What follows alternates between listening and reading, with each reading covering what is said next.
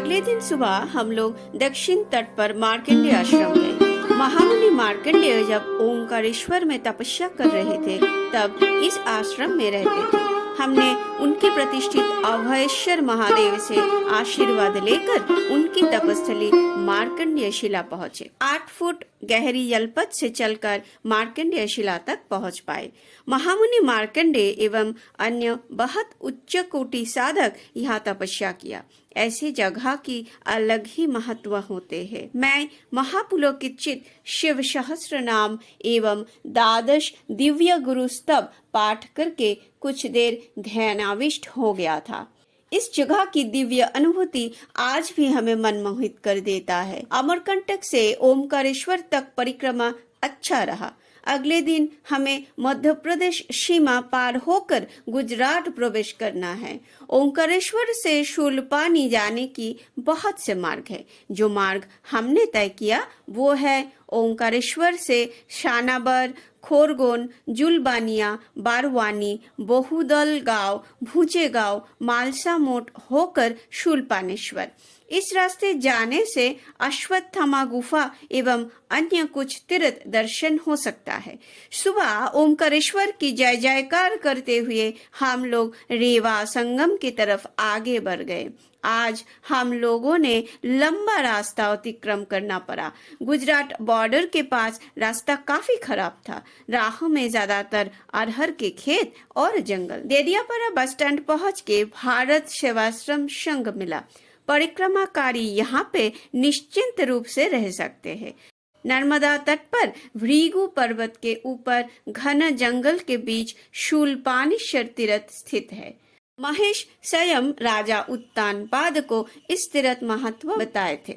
पुरा काल में अंधक नाम से कश्यप की एक पुत्र जन्मे। अंधक सूरगन को पराजित करने के लिए रेवा तट पर 14 वत्सर अति कठोर तपस्या की। उनके तपस्या से प्रसन्न महेश और पार्वती जब उनके समक्ष उपस्थित हुए तब अंधक सूरगन को पराजित करने के लिए शक्ति वरदान में प्रार्थना किया। महेश ने कहा कि सपने में भी तुम्हें सूरगन के साथ युद्ध नहीं करना चाहिए। हम तुम्हें कुछ और वरदान देते हैं। परंतु अंधक माना नहीं। तब महेश अंधक को ये वरदान दिया कि वो विष्णु और महेश व्यतीत अन्य सूरगन को पराजित कर पाएगा। अंधक ये वरदान पाकर देवराज इंद्र आदि देवताओं को पराजित करके स्वर्गीय धन संपत्ति एवं देवी शोची को अपहरण करके अपने साथ ले आए। देवगण पितामह ब्रह्मा के साथ विष्णु के शरणापन्न होते हैं। तत्पश्चात विष्णु एवं अंधक की कठिन युद्ध होता है। विष्णु को पराजित करना असंभव देख अंधक उनकी स्तुति करने लगते हैं। फिर विष्णु आदेश अनुसार वो कैलाश युद्धार्थ गमन करते हैं। अंधक महेश के साथ तीव्र युद्ध करके परास्त होते हैं। फिर शिव ने सारे देवताओं को कहते हैं कि अंधक को निहत करके मेरे शूल उनके शनित से मलिन हो उठा। शंकर देवताओं के साथ लेकर गंगा सागर संगम प्रभास आदि तीर्थ भ्रमण करते हुए नर्मदा तट भृगु पर्वत पर उपस्थित हुए। महेश अपने शूलाघात से भृगु शैल को वेद करते हैं और उनके त्रिशूल निर्मल हो उठा। इस स्थान पर महेश शूलपानी रूप से अधिष्ठित हुए। शूलपानी मंदिर पहुंच के मैं अपने डायरी से स्तव पाठ प्रारंभ किया। ये अति प्रसिद्ध तपस्थली। कुछ सन्यासी पाठ सुनकर भक्ति मगन हो उठे। एक दिव्य अनुभूति हम सबको घेरे छाया हुआ था। शूलपानी तीर्थ जब प्रतिष्ठित हुए तब जो शिवलिंग स्थापित हुआ था उस पर एक बूंद पानी गिरने से अग्निस्फुलिंग हुआ करता था। यह शिवलिंग आच्छादित रहते थे। दूसरे शिवलिंग में पूजा होता था। नर्मदा शारदा सरोवर योजना की कार्य के समय ये जगह योजना के अंतर्गत हो गया था। विशेष शिवलिंग एवं त्रिशूल को उठाने के लिए कर्मकर्ताओं ने विदेश से बहुत से मशीनें मंगवाए, पर जितने गहरी छिद्र की जाए शिवलिंग उससे भी गहरी दिखाई देता है। किसी तरह वो शिवलिंग एवं त्रिशूल उठा नहीं पाए। तत्पश्चात दूसरी शिवलिंग एवं नागफनी वर्तमान मंदिर में स्थापित की गई। शूलपाणेश्वर से 40 किलोमीटर राजपीपला शहर। इस रास्ते आएगा 3 मंदिर, मणि नागेश्वर, ऋण मुक्तेश्वर और वीर हनुमान मंदिर। हम लोग मंदिर के द्वार पर पहुंच के देखे एक जटाजूट साधक ध्यान में बैठे हैं। हम मंदिर प्रवेश करना उचित न समझकर बाहर इंतजार करते रहे। कुछ समय पश्चात साधु महाराज रुद्राक्ष माला लिए गर्भगृह से बाहर आए तो मैं और मेरी पत्नी गर्भगृह प्रवेश किया। अंदर जाकर देखे कि शिवलिंग के पास पानी और सामने 2 आसन बिछाया हुआ है। महाराज हमारे लिए आयोजन करके गए। शिवलिंग स्पर्श करके मैं चमत्कृत हो उठा। इतना ठंडा जैसे बर्फ की गोला। शिवलिंग के ऊपर तुलसी देखकर हमें लगे इसकी कोई गहरी इतिहास होगी। हम सब आराधना प्रारंभ किया इस स्तुति के साथ। ओम नमः शिवाय विष्णु रूपाय शिव रूपाय विष्णवे शिवस्य हृदयं विष्णु विष्णुश्च हृदयं शिवो। पूजा के उपरांत हम साधु जी से मिलने उनके कुटिया गए। अपने नर्मदा परिक्रमा की अभिज्ञता में उन्होंने कहा कि एक दिन जंगल में रास्ता भटककर मैं रो रहा था। 3 दिन जल स्पर्श किया नहीं। रो रो कर मैं माँ नर्मदा को कह रहा था कि माँ तेरा संतान मार्ग खो बैठा, 3 दिन से भूखा है और तुझे कोई चिंता ही नहीं। ठीक है, अगर हम परिक्रमा संपन्न नहीं कर पाए तो मेरी मृत्यु इधर ही हो जाए। ऐसे में एक छोटी सी बच्ची लाल ओढ़नी ओढ़े जंगल में मेरे पास आई और बोली, बाबा जी तुम बहुत भूखा हो, लो खाना खा लो। उसके हाथ में एक शाल पता का थाली में पूरी और लड्डू था। वो थाली मुझे थमाई। बड़ा ही मनमोहक सुगंध आ रहा था खाने से। उसने कहा तुम गलत मार्ग पर हो। फिर उंगली से एक मार्ग दिखा के बोले, भोजन के बाद इस मार्ग से आगे बढ़ो। ये कहते कहते साधु जी भावुक हो उठा और उनके आंख से पानी धुनी के पास गिरने लगे। हम लोग बाकरुद्ध होकर खड़े रहे। इसके पश्चात उन्होंने हमें बताया कि मणि नागेश्वर शिवलिंग यहाँ कैसे आए और यहाँ शिवलिंग पर तुलसी क्यों दिया हुआ है। सुनकर हम रोमांचित रह गए, परंतु साधु जी को दिया हुआ वचन अनुसार ये कुछ बातें मैं यहाँ व्यक्त नहीं कर पाऊंगा। इतना कह सकता हूँ कि इस शिवलिंग से महाभारत की संपर्क है। फिर एक एक कदम पीछे करके हाथ जोड़े मैं और मेरी पत्नी बाहर आने लगे और साधु जी होठों पे हंसी, आंखों में आंसू, बड़ा भय मुद्रा में खड़े रहे। परिक्रमा में ऐसे लम्हों को हम कभी भुला नहीं पाएंगे। सूर्यकुंड से 7 किलोमीटर दाहिने कच्चे सड़क से आया कुतपुर गांव। नर्मदा अमरकंटक से सृष्ट होकर मध्य प्रदेश गुजरात से प्रवाहित होकर भरूच के पास काम्बे उपसागर में मिले। बहुत से देवताओं एवं गंधर्व नर्मदा के पीछे पीछे यहाँ कुतपुर गांव आए। जब काम्बे उपसागर में मिलने के पश्चात कन्या नर्मदा को शिव पार्वती ग्रहण किए, तब देवता गंधर्व नर्मदा को शिव कन्या जान के लज्जित हुए। नर्म यानी लज्जा। शिव कन्या नर्मदा देवता गंधर्वों को नर्म प्रदान किए, इसलिए हर पार्वती इन्हें नर्मदा नामकरण किए। फिर यहाँ कोटि देवता शिव पूजन किए और इसलिए इस तीर्थ के नाम हुआ कोटीश्वर तीर्थ। मैं और मेरी पत्नी सारे पूजा उपचार लिए मंदिर गए। पहले इष्ट नाम जप करके फिर महा आनंदित चित शिव पूजन किए। अगला तीर्थ विमलेश्वर मंदिर। दक्षिण तट परिक्रमा की यही अंतिम तीर्थ। महामुनि मार्कंडेय रेवा खंड में इस तीर्थ परिचय में कहा कि एक बार पशुपति की आत्मा मलिन होने पर वो माता पार्वती की संग यहाँ तपस्या करके अपनी आत्मा को निर्मल किया। तब से इस तीर्थ के नाम विमलेश्वर हुआ। शाम हो चुका था। मैं और पत्नी धीरे पाताल गुफा में उतरने लगे। नान बाबू हमें उतरने में मदद किया।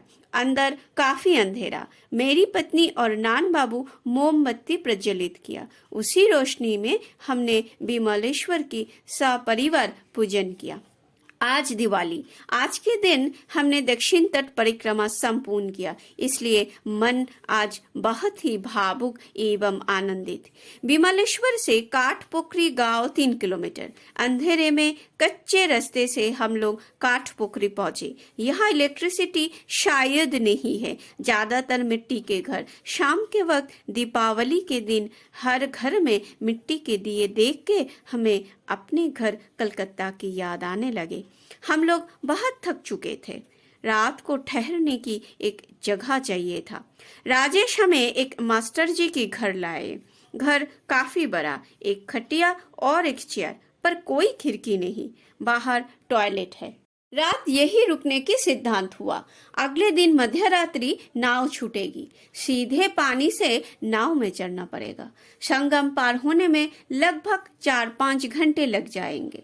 मास्टर जी ने हमें आश्वस्त किया कि कोई परेशानी नहीं होगा। मैं और पत्नी पहले चेयर में माँ के आसन बिठा के पूजा आरती यप कर लिए। साथ लाए कुछ सूखा खाना खाकर फिर खटिया में कंबल बिछा के सो गए। अगले दिन सुबह मास्टर जी के कहे अनुसार नान बाबू सारे पूजा सामग्री ले आए। उनके सुझाव मानकर हमने एक गाइड साथ लेना उचित समझा। एक अच्छे गाइड उन्होंने बंदोबस्त कर दिए, जो हमें बाद में मार्गदर्शन में काफी मददगार साबित हुआ। रात 2:30 बजे अंधेरे में घर से 2 किलोमीटर कच्चे रास्ते चल के हम लोग समुद्र तट पहुंचे। चारों ओर गहरी अंधेरा। सिर्फ समुद्र की आवाज से पता चल रहा था कि हम समुद्र की नजदीक है। एक जगह गाड़ी रुका। गाइड ने कहा आगे पैदल जाना है। सारे सामान बटुए सब राजेश की जिम्मा देकर मैं, पत्नी, गाइड एवं नान बाबू धीरे धीरे जल की तरफ आगे बढ़ने लगे। यहाँ तट पर रेत नहीं, कीचड़ विस्तृत है। सिर्फ समुद्र की लहरों की आवाज और गहरी अंधेरा। ये वातावरण हम दोनों को भयभीत कर रहा था। हम लोग जल के पास पहुंच के इंतजार करने लगे। कुछ देर में बड़े बड़े टॉर्च हाथ में लिए हर नर्मदे हर धनी देते हुए पैदल परिक्रमाकारी के एक दल पहुंचे। एक गाड़ी से सन्यासी आए 8 जन। ऐसे 50 जन यात्री जमा हुए। सिर्फ हम दोनों गृही, बाकी सब साधु संत। यहाँ कोई घाट या नौका चढ़ने की कोई विशेष सुविधा नहीं है। गोमन भाई यात्रियों से किराए लेने लगे।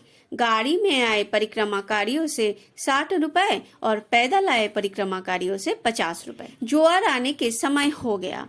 नाव तैयार। गोमन भाई सन्यासियों को नाव चढ़ने बोले। थोड़ा आगे जाकर हमने देखा नाव में पैर फंसाकर लोग नाव चढ़ रहे हैं, जैसे पेड़ पे चढ़ते हैं। कुछ चढ़ते हुए पानी में गिर रहे हैं, उठकर फिर चढ़ रहे हैं। ये सब देखकर मैं और पत्नी काफी भयभीत हो उठा। नाव लगभग हमारे मुंह समान ऊंचा। पानी से इतना ऊंचा नाव हम लोग कैसे चढ़ पाएंगे? गोमन भाई जैसे हमें चढ़ने बोले, मेरी पत्नी रेवा नाम लेकर रो उठी। इधर ज्वार का पानी बढ़ने लगा, लगभग कमर तक आ गया। इस समय अंधेरे में नाव से एक वृद्ध सन्यासी आवाज दिए, बेटी तुम रो मत, हम तुम्हें लिए बिना नहीं जाएंगे। हाथ दो, हम तुम्हें उठाते हैं। मेरी पत्नी रेवा नाम लेकर हाथ ऊपर उठाया तो सन्यासी उनकी एक हाथ पकड़कर खींच के काफी ऊपर उठा लिए। तो नान बाबू तुरंत पत्नी के पैर नाव में बंधे बांस में उठा दिया। पत्नी इस तरह नाव चढ़ गई। अब मेरी बारी। सन्यासी मुझे भी ऊपर चढ़ने में मदद किया। फिर नान बाबू हमारे संग ऊपर आ गए। नाव में 30 जन जा सकते हैं, पर हम 50 चढ़ गए। चालक सबको एक जगह स्थित रहने की सलाह दिया। कीचड़ के कारण पैर फिसलने लगे। नान बाबू हम दोनों को पकड़ के खड़े हो गए और नाव चलने लगे। अंधेरे में सिर्फ नाव चलने की आवाज, ठंडी हवाएं। पूर्ण जलेहरी परिक्रमा की ये संगम पार होना सबसे अहम एवं भयावह अभिज्ञता आज सबके लिए। किसी के मुंह में कोई शब्द नहीं। फिर निरापत्ता तोड़ के एक सन्यासी माँ की भजन गाने लगे। धीरे धीरे सारे सन्यासी इसमें जुड़ गए, जैसे सबने अपनी प्राण और अनुभूति पूरे मन से माँ के चरण में समर्पण कर दिए। मैं भी इनके साथ गाने लगा। कुछ देर में नाव लगभग रेवा संगम आ पहुंचे। सुबह की पहली किरण, ये भजन और जल की लहरें एक रोमांचकर अनुभूति जगा रहा था, जिसकी वर्णन शब्द से नहीं की जा सकती, सिर्फ महसूस की जा सकती है। संगम पर चालक हमें मदद किया। जार से नर्मदा पानी संगम में छोड़ हम संगम से पानी से जार भर लिए। मैं दिव्य गुरु स्तोत्र पाठ करने लगा, बार बार माँ को प्रणाम करते हुए माँ एवं शिवजी की स्तुति करने लगा। अब सब लोग के चेहरे में एक राहत की अलग ही प्रसन्नता। हम रेगबा संगम पार होके आगे बढ़ने लगे। हमारी परिक्रमा सफल हो, यही सबको अभिलाषा इस वक्त। जैसे दूर मीठी तलाई की तट दिखने लगे, सारे संत हर नर्मदे हर ध्वनि देने लगे। सारे वातावरण बस नर्मदा और नर्मदा नाममय हो उठा। मीठी तलाई तट पर भी नाव से उतरने की कोई विशेष बंदोबस्त नहीं है। नाव से छलांग लगाकर ही लोग उतरने लगे। मेरी पत्नी भी नाव के किनारे खड़े होकर माँ के नाम लेकर छलांग लगाई। नीचे नान बाबू खड़ा था, उन्हें पकड़ लिया। फिर मैं भी ऐसे ही नाव से उतरा। अब कंकर विस्तृत मार्ग से थोड़ी देर चलना पड़ेगा। पैर में चुभ रहा है, पर ऐसे ही जाना है। थोड़े दूर चलकर एक पानी की धारा मिला, उसके ऊपर से चल के हम आगे बढ़ने लगे। दाहिने तरफ हमारी गाड़ी दिखाई दिया। हमें देखकर राजेश भी आश्वस्त हुआ। मीठी तलाई मंदिर आकर हमें एक कुआं मिला। कुछ हद तक हम कीचड़ धो पाए। हम दोनों माँ नर्मदा को प्रणाम करके हार्दिक कृतज्ञता व्यक्त किए। आज हमारा दक्षिण तट परिक्रमा एवं रेवा संगम अतिक्रम संपूर्ण हुआ। यहाँ कोई गेस्ट हाउस नहीं मिला। पत्नी की पैर बहुत दर्द कर रहा था। मीठी तलाई से भरोच सड़क पर 40 किलोमीटर आगे एक चौकी मिला। वहां से दाहिने तरफ एक अच्छा होटल मिला। घर भी काफी बढ़िया। मैं और पत्नी आज यही रुकने की फैसला किए। हम लोग काफी थक चुके थे। कीचड़ भरे कपड़ों को छोड़ नहा के हम फ्रेश हो आए। फिर शांत मन से माँ की पूजा आरती जप करके मन और प्रसन्न हो उठा। फिर हल्का सा नाश्ता करके हमने विश्राम लेने लगे।